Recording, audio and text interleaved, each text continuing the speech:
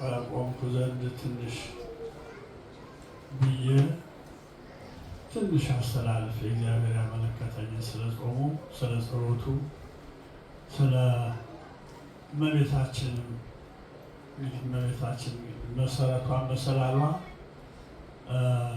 እሷ ናት። መዘሙራችን በዚህ ዕለት ላይ ጾሙን ማነሳ ነው፣ ጸሎቱን ማነሳ ነው። ለዚህ ሁሉ ምክንያቷ የሰበሰበችን ድንግል ማርያም ናት። የድንግል ማርያም ነገር ምንም ተነግሮ የሚያልቅ ነገር አይደለም፣ በእኛ አንደበት አይደለም። ሱባዔ ገብተው ቀኖና ይዘው የተማጸኗት ቅዱሳን አባቶች እንዲገልጽላቸው የለመኑ የገለጸላቸውን ያህል የተናገሩ ተናገር ነው አላሉ። አንችለውም ነው የሚሉ የእመቤታችን ምስጋና በሰው አንደበት ተነግሮ የሚዘለቅ አይደለም። ረዥም ነውና ታሪኩ ሀለወትም ቅድመ ዓለም ነበረች ይላል። እንግዲህ ተወርውሮ የማያውቅ ነገር ነው። ሰው ሳይኖር ነበረ ብሎ መናገር ከሃይማኖት በስተቀር ሌላ ሕሊና አይቀበለውም፣ አይችለውም። አልነበረችም፣ አልተወለደችም፣ ግን ነበረች ነው። ሀለወትም ቅድመ ዓለም ቅዱስ ያሬድን፣ ቅዱስ ጊዮርጊስ ዘጋስጫ፣ ቅዱስ አባ ሕርያቆስን፣ አባ ቅዱስ ባስልዮስን፣ ቅዱስ ኤፍሬምን እኛ በቅርቡ የምንገለገልባቸው ቅዱሳት መጻሕፍት የበለጠ የቅዱስ ያሬድ፣ የቅዱስ ኤፍሬም፣ የቅዱስ አባ ሕርያቆስ፣ የቅዱስ ጊዮርጊስ አባ ጊዮርጊስ ዘጋስጫ ጋስጫ ወሎ ውስጥ ያለ ሀገር ነው። ልዩ የሆኑ ስጦታቸው የተለየ ምስጋናቸው ደግሞ በያሉበት ሆነው አንድ ነው የሚናገሩት የመንፈስ ቅዱስ ስለሆነ እንደዚህ አብረው አመስግነዋት አልተናገርነውም ብለው ነው የሚደመድሙ። ምኑ አባይን በጭልፋ ይላል የእኛም ሀገር ሰው። ትንሽ ነገር ብዙ አስቦ ሲሄድ የማይሆንለት የማይዘልቀው ነገር ሲያጋጥመው አይ አባይን በጭልፋ እኮ ነው ማለት ይላል እና በአጠቃላይ ግን ባጭሩ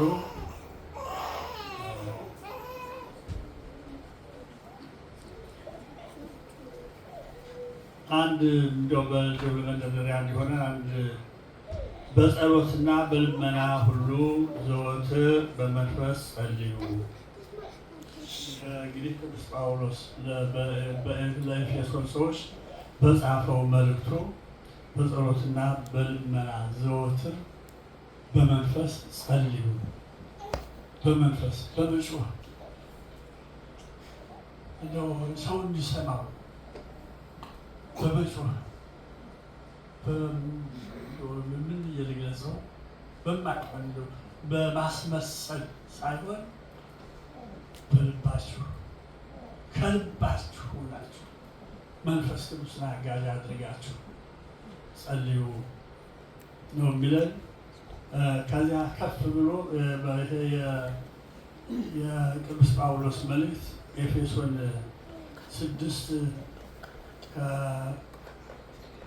6:13 ጀምሮ ረዘም ያለ ነው ያለው። ያንን በጭንቅ ጊዜም በሰላም ጊዜም በሰላም ጊዜ ሰላሙን ለሰጠ ፈጣሪ አስመሽቶ ላስነጋ አስወጥቶ ላስገባ በቸር ያለ ስጋት በመኖር ጊዜ ይጸልያል።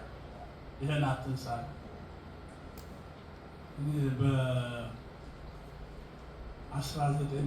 በ1967 አካባቢ ላይ በምኖርበት አካባቢ ከአንድ ግቢ ነው የምንኖረው።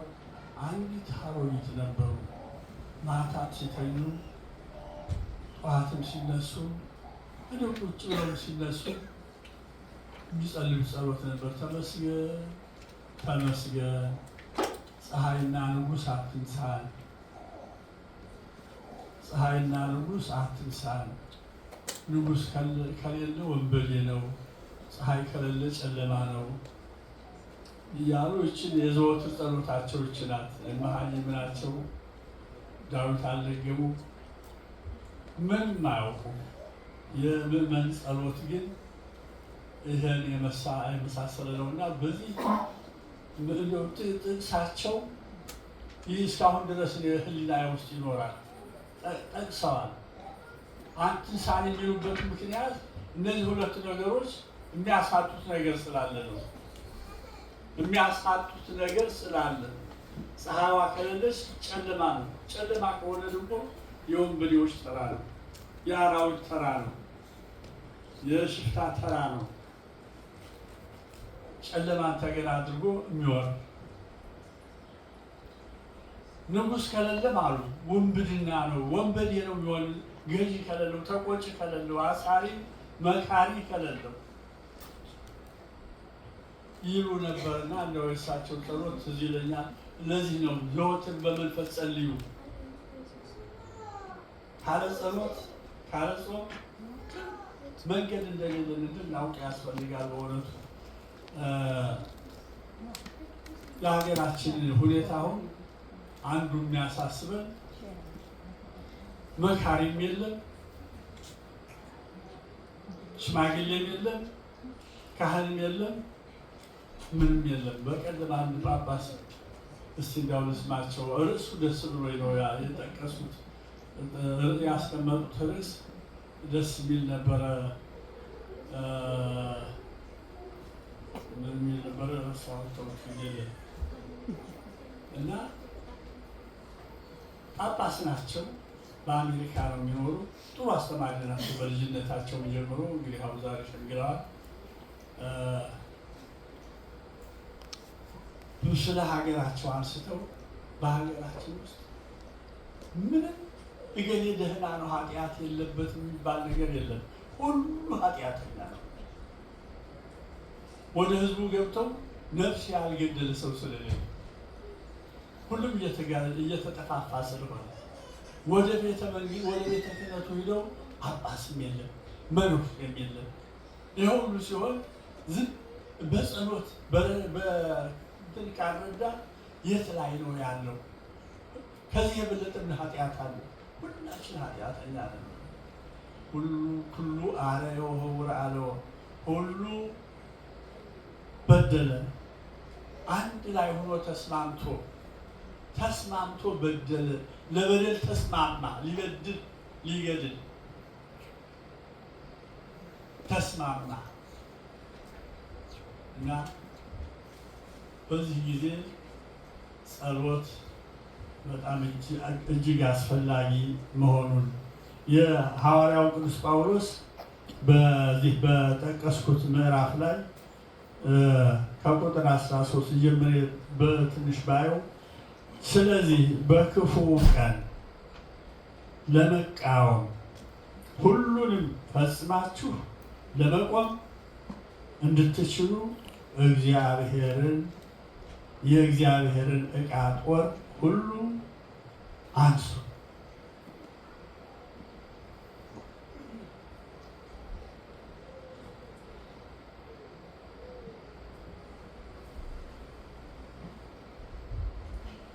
የእግዚአብሔርን ዕቃ አንሱ። ይህ ዕቃ ምንድን? ጥሩን ለብሳችሁ በሰላም ወንጌልን በማዘጋጀት እግሮቻችሁ ተጫምተው ቁሙ። በሁሉም ላይ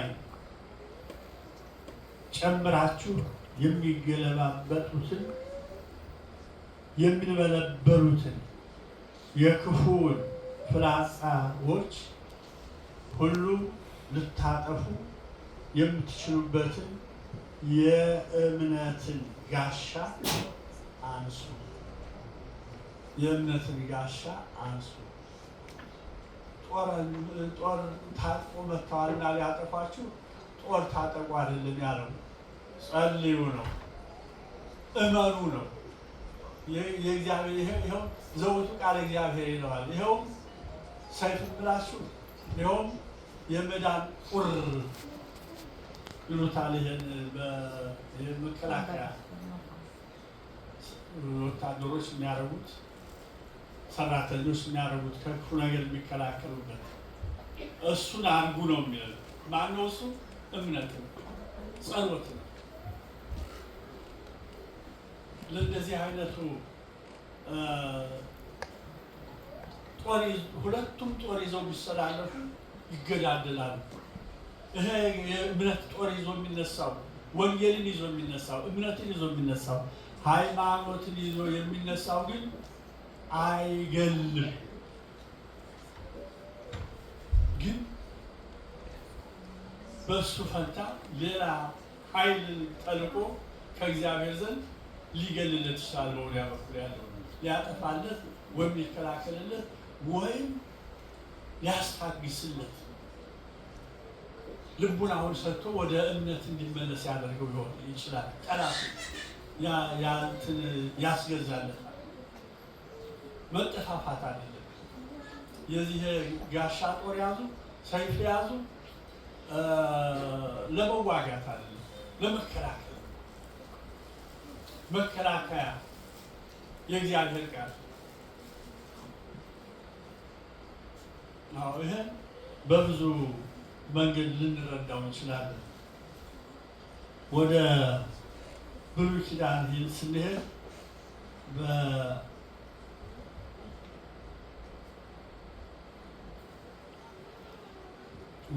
ኪዳን ስንሄድ በነገስት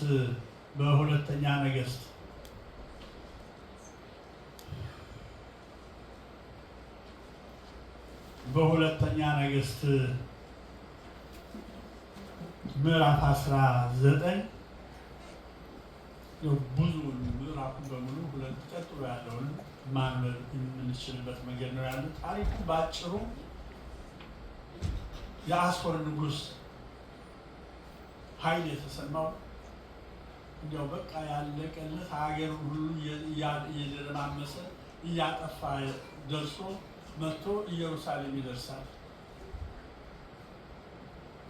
ኢየሩሳሌም ይሁዳ ሲደርስ የይሁዳው ንጉሥ ሕዝቅያስ ይባላል። መጥቻለሁ ውጣ ነው። ይሄ ደግሞ የይሁዳው ንጉሥ የኢየሩሳሌም ንጉሥ ማለት ነው። እሱ ደግሞ እስቲ እባካችሁ ወጣ ብላችሁ ከፍ ያለ ቦታ ላይ ሁሉ እሱ የሚናገር የሚለውን ሊያደርግ የፈለገውን እኛን ምን ሊያደርገን እንደፈለገ ይናገር፣ እናንተ ደግሞ አድምጡ፣ መልስ እንዳትሰጡ፣ ዝም ብላችሁ የሚለውን ስሙት፣ መልስ ግን እንዳትሰጡት አለ። መልስ እንዳይሰጥ ያደረገበት ምክንያት እሱ የሚናገረው ከባድ ነው። እግዚአብሔርን ነው የሚሳደብ። በሌላ በኩል አቁስ እግዚአብሔር ደርሷል፣ ሰማይ ሰማያት ወጥቷል፣ ሰማይንም የሚገዛ በሱ ሀሳብ እና የሚለውን ስሙ አላቸው። ወጥተው ሲሰሙ ውጣ፣ እኛ ማን ያድነኝ መስሎሃል? ማን አዳኝ አለህ? እኔ እኮ በዚህ በእስካሁን እየረገጥኩ በመጣሁበት ያሉት መንግስታትን ሁሉ አፈራርሼ መንግስታቸውን ቀምቼ ስልጣናቸውን ወስጄ ሰራዊታቸውን ገድዬ ሀብታቸውን በዝብዬ እዚህ የደረስኩ ነኝ። አንተ ማን ነው የሚያድንህ? እስቲ ከኔ እንጂ እነዚያን ማን አዳነ? አምላካቸው የሰሩት አማልክት አዳኗቸው፣ አምላኮቻቸው አላዳኗቸው። እኔ ኃይሌ ከማንም በላይ ነው እና የምትተማመነው ነገር ካለ ንገረኝ። ምናልባት የይሁዳ ንጉሥ ከእስራኤል ጋር ከግብፅ ጋር ወዳጅነት ነበረው መሰል። ይችን የሸንበቆ በትር ግብፅ አምለህ ነው። የሸንበቆ በትር እኮ ቢመረኮዙት ይሰበራል፣ ስልጣዩ ደግሞ እጅን ይቆራርጣል፣ ይሰባብራል እንጂ አያድንም። ራሱን አይድን፣ ብትመረኮዘው አይን ብትመጣበት አያል ራሱ ይሰበራል እንጂ አይመጣም። እንደዚህ ነው። እኔ ግን ኃያል ነኝ፣ ጠንካራ ነኝ፣ ከሁሉም በላይ ነኝ፣ ኃይሌ ይሄን ያህል አህል ማይባል ነው እና መጥቼብሃለሁ ብሎ በዕብራይስጥ ቋንቋ በዕብራይስጥ ቋንቋ ሲናገር ኧረ እባክህ ባይሆን ህዝቡ አይስማው ይሄን ቃልህን እባክህ በዕብራይስጥ አትናገረን፣ በዕብራይስጥ ንገረን፣ በዚያው በሀገር ቋንቋ ንገረን እባክህ አሉት ይላል። አይ እኔ ዋናው ህዝቡ እንዲሰማ ነው እንጂ የምፈልገው ህዝቡም ከእናንተ ጋር ሆኖ እየተርበደበደ እንዲያው ሌላው ቃል ደስ አይልም የምናገረው ለማርበድበድ ነው እና ለማሸነፍ ለማሸማቀቅ ነው እና ህዝቡ የሚስማው እናንተም ስሙት ብሎ አሰማ። ይህም ዛቻ ወረደ። ተመልሰው ለንጉሱ እንዲህ አለን አሉት። እየበረረ ወደ ቤተክርስቲያን ሂዶ ገባ። ወደ ቤተ እግዚአብሔር ሂዶ ገባ። ቤቱ መልእክተኞችን ወደ ነቢዩ ወደ ኢሳይያስ እንዲህ አይነት ኃይል መጣብን እንገብርልህ ብንለው የምን እናንተ ደማችሁ ነው ግብሬ፣ ህይወታችሁ ናት ግብሬ፣ በምንም ነገር ልታልን አልችልም ብሎ አስቸገረን። እስቲ ወደ እግዚአብሔር አመልከትልን ብሎ ወደ እግዚአብሔር ቀራኒ ኢሳይያስ ነቢያት ናቸው የበለጠ መካከሉ ነው የሚያሳርፉ እግዚአብሔርና ሰውን እባክህ እርዳን ብሎ መልእክተኞች ደግሞ እንደገና ወደ ነቢዩ ላከ። ኢየሩሳሌም ማንም አይነካትም፣ አይደርስም፣ አይደፍርም፣ ምንም አይልም። እሱ ጥጋቡ እንዲያደርገው እነዚያን እግዚአብሔር ለእሱም ለእሱ ነገረው ይላል። ለሰናክሬም ለአሦሩ ንጉሥ ዛሬ ፋርስ ባቢሎን የሚባለው አካባቢ ነው የቀድሞ ስሙ። እነዚያን ጣዖታት እነዚያን ሀገሮች እንድታፈራርስ ያደረኩህ እኮ እኔ ነኝ። ለእግዚአብሔር የማይገዙ ስለሆኑ መጥፋት ስላለባቸው እነሱን ደግሞ ሌላ ሰው ማጥፋት ስለሌለበት ወንጀለኛ ነው ማጥፋት ያለበትና አንተም ወንጀለኛ ነህ፣ እነሱንም ወንጀለኞች ናቸው፣ አጥፋቸው ብዬ ፈቅጄልህ ነው እንጂ የአንተ ኃይል አይደለም። ኢየሩሳሌም ግን አትነካትም፣ ሕዝቅያስ ግን አትደርስበትም። አሁን እንግዲህ እጅህን ታገኛለህ ብሎ አስጠነቀቀውና እግዚአብሔር በሰፈረበት ሰራዊቱ ይሄ ወደ መቅደስ ገብቶ ነው የጸለየው። ይሄ እግዚአብሔር የሚያድንህ መስሎህ ነው ወይ እያለ ነው ያለው። ያ ደግሞ እግዚአብሔር ያድነኛል ብሎ በመቅደስ ገብቶ እየጸለየ ነው። እና በዚያች ሌሊት በዚያች በለኪሶ የምትባል ሜዳ ላይ 185,000 ሰራዊት አመድ ሆኖ አደረ ይላል። ጦርነት አልተዋጋም። ጸሎት ነው፣ ጋሻ ነው፣ ጦር ነው። የማይታይ ጦር፣ የማይታይ ጋሻ፣ የማይታይ መመከቻ፣ የማይታይ ገዳይ። ያንን ነው ያደረገው ሕዝቅያስ። ያ ደግሞ በኃይሉ ነው የተመካ። እንዲህ የሚያደርገውን እግዚአብሔር በጸሎት አያችሁ፣ በእምነት በጸሎት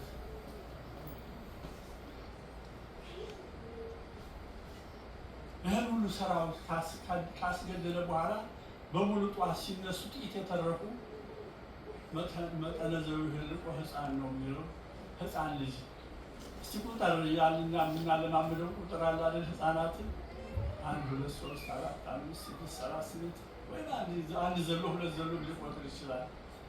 እና አስተካክሎ ቢቆጥር እስከ ትንሽ ነውና እነዚህ አንድ 180,000 ሕዝብ አልቆ ልጅ የሚቆጥራቸው ሕፃናት ወታደሮች ቀሩት። እነዚያን አስከትሎ የበረረ ወደ ሀገሩ ተመለሰ ይላል። ቤቱ ገብቶ ጣዖት ቤቱ ገብቶ መጸለይ ጀመረ። ጣዖት ቤቱ አምልኮ የእግዚአብሔር አምልኮ የሌለበት ማለት ነው። አዳኝ የሌለበት ጣዖት ቤት ማለት ነው። ገብቶ ሲጸልይ ልጆቹ አንተ ይሄን ያህል ዘመን ገዝተህ ከብረህ ህዝቡን ነግሰህበት ኑረህ እንግዲህ ተተኪዎች አልጋ ወራሾች ምን ልንገዛ ነው? ወስደህ ሰው ሀገር ጨርሰው አፍስሰው የመጣ ደም አፍስሰው የመጣ ብለው የሙቀጫ ዘነዘና አንስተው አናቱን ብለው ሌላ ጠላት ሳይመጣ ልጆቹ ገደሉት ይላል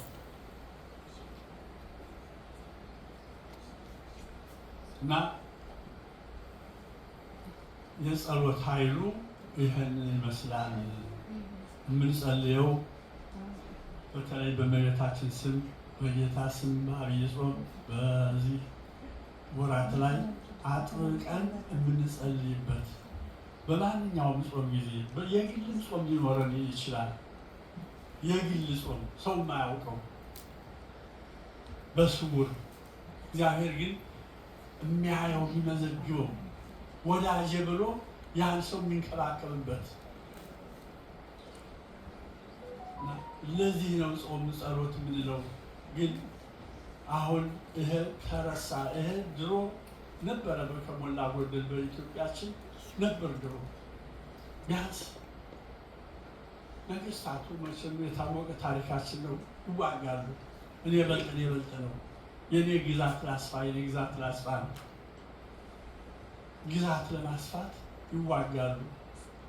ግን ቤተክርስቲያን ወጥታ ታቦት ይዛ የክርስቲያን ደም በከንቱ አይፍሰስ፣ ሁለት ወንድማማቾች አትጋደሉብን ብለው ታቦት ይዘው ሲቆሙ ቀጥ ይላል፣ ይቆማል። ይህን አቶ አዲስ አለማየሁ በፍቅር እስከ መቃብር መጽሐፋቸው ገልጠውታል። ሞጣና ዲማ ታቦት ይዞ ወጥቶ ቆመ ሜዳ ላይ ይላል። ገልጠውታል። የቤተክርስቲያን የሀገሪቱን ታሪክ በልብ ወለድ መልክ ገልጠውታል። እና ታቦታት ወጥተው በመሀል ይቆማሉ፣ ይጸለያል። እግዚኦ መሐረነ ክርስቶስ ይባላል። ምህረት አውርድ ነው፣ አስታርቅልን ነው፣ ልብ ስጥልን ነው። እና አሁን ይሄ ጠፋ። የለም ሰሚም የለም መካሪም የለም። እምነቱ ከሌለ ጸሎቱ ከሌለ ሌላ ነገር የለም። የቀድሞዎቹ ሰራዊቱ የቀድሞዎቹ ሰዎች ተዋጉ የምንላችሁ አገር ለማስፋት ነው። ሰፊ ሀገር፣ ትልቅ ሀገር ያው ነው። ኢትዮጵያን የሚያውቁማት እኮ ትንሽ አሰባስበው ነው ከያለበት አላምንም ያለውንም አሳምነው ተባብረው ሀገሪቱ ትልቅ ሀገር ሆነች። ቀድሞም ትልቅ ነበረች። እኛ በእነ ተክለ ጻድቅ መኩሪያ የኢትዮጵያ ታሪኮች ተከታታይ ታሪኮች እንዳነበሩ ከህንድ ውቅያኖስ እስከ ማዳጋስካር ድረስ የኢትዮጵያ ግዛት ነበር የሚል ታሪክ ነበር ስናነብ የነበሩ። የኢትዮጵያ ግዛት ነው። ህንድ ድረስ የሚሄድ ግዛት ነው የነበራት። አሁን ይችን ትንሿን እንኳን ደግሞ ረለም ትጥፋ አንድኛዋ ይሁን አላውቅም፣ ይጨፋጨፋል። ለማስፋት ለማስፋት ሳይሆን ለማጥበብ እኔ ብቻዬን ነው የምሆን፣ እኔ ብቻዬን ነው የምሆን እንደ ህፃናት እና እንደዚህ አይነት አስተዳደር ነው ያለ አሁን በኢትዮጵያ። እንዲያው ይችን ሀገር እግዚአብሔር በቸርነቱ ልብ ሰጥቷቸው እንዲህ ወደ ማንነታቸው ወደ ኢትዮጵያዊነት ወደ አንድነት ወደ ወንድማማችነት ወንድሜ አይደለህም ማለት ወንድሜ ብለው እንዲተያዩ እንዲጠቃቀሙ። ወንድሜ አይደለህም ነው እኮ ያንን ወንድሙን ወንድሜ አይደለህም፣ አገሩን አገሬ አይደለም የኔ ሀገር ከዚህ መልስ ነው። እና እንዲህ አይነት ሽኩቻ ነው ያለው። ይሄ የሚበርድልን በያለንበት ሆነን መጸለይ ጸሎት ነው። ካለበለዚያ እነሱ አንደኛ ይጸልዩ እምነት የላቸውም። ፖለቲከኞች እውነት ለመናገር ፖለቲከኞች እምነት የላቸውም፣ እውነትም አይናገሩም። ሞተውም ገደል ነው የሚሉ፣ ተማርከው ማረክን ብለው ነው የሚያወሩ። እነሱ እየሰማ ነው ያለው ይሄ አይደለም። ፖለቲክ እንዲያው አደራችሁን እንዲያው ወንድሞች፣ አባቶች፣ እናቶች እንዲያው የእግዚአብሔር ዜጎች ነን።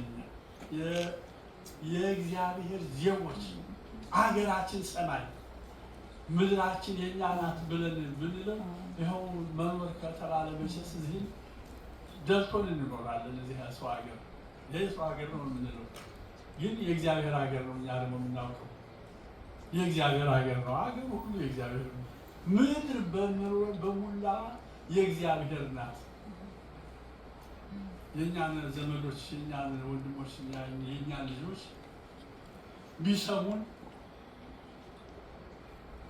እነሱ የፈጠሩት ነገር የለም። ተወለዱበት እንጂ አባቶቻቸውም አያቶቻቸውም ቅድመ አያቶቻችንም ያችን ሀገር አልፈጠሯትም። የፈጠራት እግዚአብሔር ነው እና በዚህ ጉዳይ ላይ በእውነቱ እግዚአብሔር እንዲረዳ ለምኑ፣ ጸልዩ። ከጸለያችሁ ደግሞ ይገኝላችኋል፣ ታገኛላችሁ። ከጸለያችሁ ታገኛላችሁ። እንዲደረግላችሁ ማንም ሰው እንዲደረግለት ቢጠይቅና አምኖ ማለት ነው፣ በእምነት አምኖ ቢለምን ይደረግለታል። ከዚህ አልፎ ተራራ ግፋ ቢለው ይገፋል። አፍልስ ወደዚያ ማዷል ተራራውን አሻግረው ቢለው ይሻገርለታል። ውሃውን ቁም ቢለው ይቆማል። ውረድ ቢለው ይወርዳል። ሞቱን ተነስ ቢለው ይነሳል። አባቶቻችን እያደረጉ ነው ይመጡ። እኛ አሁን የእነሱን እምነት ስሙን ይዘናል። እውነቱ ግን ያው ከዚህ ውስጥ ግን ስራ አልሰደደ የለም። ላይ አስመሰል እኔ በቀድማ አስተማሩ ያልኳቸው አቡነ በርናባስ ካሊፎርኒያ ጳጳስ ናቸው። ደህና አድርገው ነው ያስተማሩ፣ ደህና አድርገው ነው የሰጡት። ነግረውታል። እውነት የሚሰማ ቤት ዘቦዝን ሰሚ ያለ ይስማ ነው ያለ ጌታ ቢሆን እኮ አስተምሮ ዝም ብሎ ያለው ሁሉ ሰው ሰምቶ ይይዝልኛል ብሎ ሰምታችኋል ያዙታል አላለም። አይ ጆሮ ያላችሁ ማስተዋል የምትችሉ ነው። ማስተዋል የምንችል እኛ ዘራችን የእግዚአብሔር የማይጠፋው የማይሞተው የማያልፈው የእግዚአብሔር ዘሮች ነው። እሱ አያልፍም፣ እኛም አናልፍም። ከእሱ ጋር እንኖራለን። ግን አሁን በዚህ መሬት ለመሬት አመድ ለአመድ ስንል ወሰን ውስጥ እሱን ከረሳ ነው እዚያው አመድ ሆነን መቅረት ነው እና እንግዲህ የተወደዳችሁ አባቶች፣ እናቶች እኔ እዚህ ቦታ መቆም አልችልም እላለሁ። ከቆምኩ ግን ማብቂያ የለኝም። አሁን ግን ከዚህ ላይ ይልቃል። እግዚአብሔር ሰዎችን ይቀበልን። ጸልዩ፣ እንጸልይ ነው። ሌላ መልዕክቷ አንዲት ናት። ብዙ ነገር የለም። ብዙ ቃል ቢወጣኝም መልዕክቷ አንዲት ናት። በጸሎት አምነን ሀገራችንንም ሕዝባችንንም ራሳችንንም ለማዳን ወደ ሁሉን ማድረግ ወደሚችለው ወደ ሁሉ እግዚአብሔር እንጸልይ፣ እንግረም። አሜን። ቃልዎት ያሰማልን።